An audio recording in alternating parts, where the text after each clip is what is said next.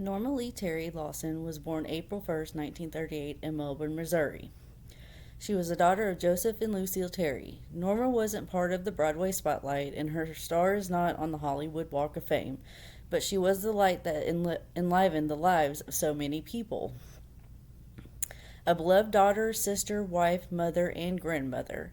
She is missed by so many. Even though I could write a book on why my grandmother is deserving of such a tribute, I have limited time, so I will share just a few of the reasons why she was such an incredible grandmother.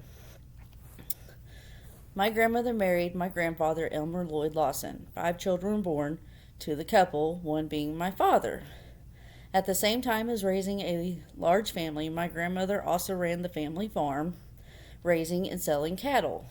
She grew an enormous garden full of virtually every fruit and vegetable you could imagine. In her spare time, my grandmother worked as a seamstress. From the time I was born until she became ill and could no longer sew, my grandmother made all of mine and my cousins summer dresses, as well as Christmas dresses and every other occasion you could possibly think of. To this day, I still own every dress and bonnet she ever made me. While she was an amazing seamstress and a green thumb, she also was an equally amazing cook and baker. My grandmother enjoyed baking and cooking. Summers were spent with my grandma and my cousins when I was a child. I remember her house smelled like delicious food, and she always made sure to feed us healthy. But my favorite things that grandma made were her pies, sugar cookies, and her homemade cinnamon sticks. She made those from the dough that was left from her pies. I always looked forward to her desserts or snacks after school. Today I have many of her recipes, and I find myself coming back to Grandma's kitchen every time I prepare them for my family. We spent a lot of time outdoors with Grandma as well when we were children. Most days we would pick and clean fruit and vegetables together in the garden. When we helped Grandma Norma in the flower beds, we also collected worms because after all the work was finished, we would go fishing in the creek or sit on a shallow bank in the sandy creek beds and take sand baths. Grandma always joked and said it was just as effective as any fancy spa at exfoliating your skin.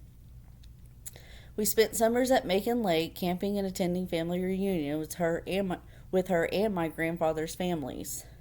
Summers with Grandma were wonderful, especially in the evenings when my cousin and I sat in the gazebo watching hummingbirds as we swayed in the porch swing until the whippoorwills came out and sang their songs. Growing up, my grandmother taught me so many things. She taught me the value of hard work and the rewards of an honest day's work. She used to say she could wish me the moon and stars, but ultimately it had to be up to me to reach them. When I felt the world was crumbling after her diagnosis of kidney failure, I saw her courage and bravery. I was immensely privileged to know this woman, even if it was only for a short time of my 12 years. I grew to appreciate those evenings with Grandma as the days closed in, knowing they were numbered. My life changed forever in August of 1999 when I had to say goodbye to a very amazing woman. As a tribute to my grandma, I strive every day to be the kind of person she taught me to be and to always want the moon and the stars for myself. Thank you very much, and I hope you enjoyed my speech.